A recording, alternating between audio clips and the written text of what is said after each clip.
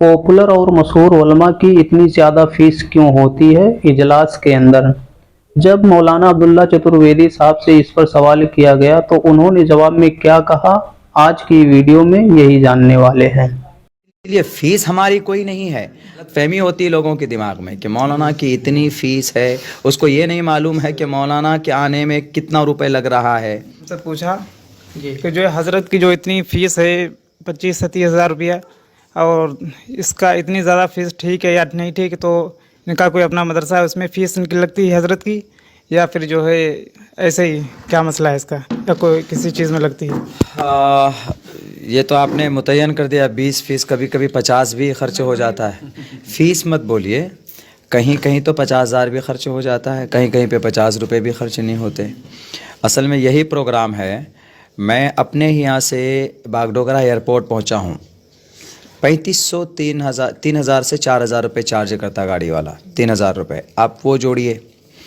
उसके बाद बागडोगरा से दिल्ली की फ़्लाइट लीजिए, दिल्ली से लखनऊ की फ़्लाइट लीजिए, मेरे ख़्याल से 8 से 10,000 रुपये की फ़्लाइट का ख़र्चा बैठेगा। अब लखनऊ, हाँ एक तरफ का हुजूर, और दोनों तरफ का जोड़ लीजिए आप, तो वो लेकिन दोनों तरफ का हम जोड़ नहीं रहे हैं।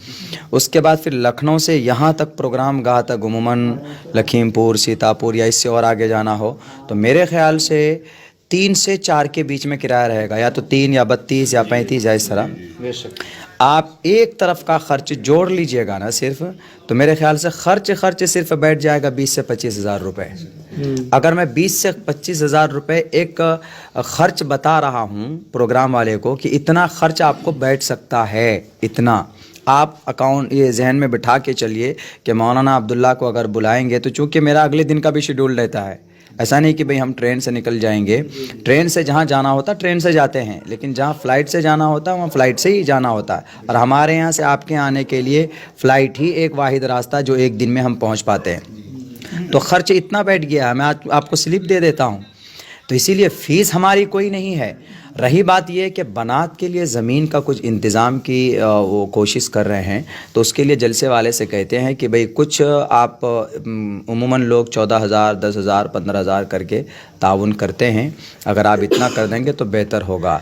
अब रही बात ये कि वो फ़िक्स हम क्यों फ़िक्स नहीं बताते, वो सिर्फ कहते हैं कि इतना आंकड़ा होगा आपको इतना। आज पूछ लीजिएगा मुफ्ती साहब से कि भाई कितना खर्चा हुआ है, हम उनको डिटेल से दे सकते हैं। तो एक गलत फहमी होती है लोगों के दिमाग में कि मौलाना की इतनी फ़ीस है, उसको ये नहीं मालूम है कि मौलाना के आने में कितना रुपए लग रहा है।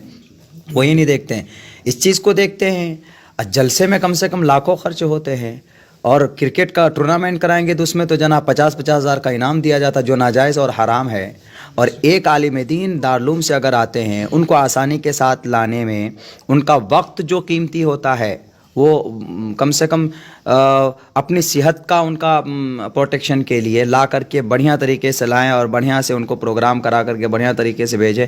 इसमें अगर 20,000 रुपये खर्च होता है तो पेट में मड़ोर पैदा हो जाती है इस कौम की। इसलिए नाक़िदीन लोग हैं जो इस तरह के नक़द करते हैं। हमारे मिशन को नहीं जानते हैं वो, हमारे मिशन को भी जाकर देखें कि भाई हम क्या करते हैं।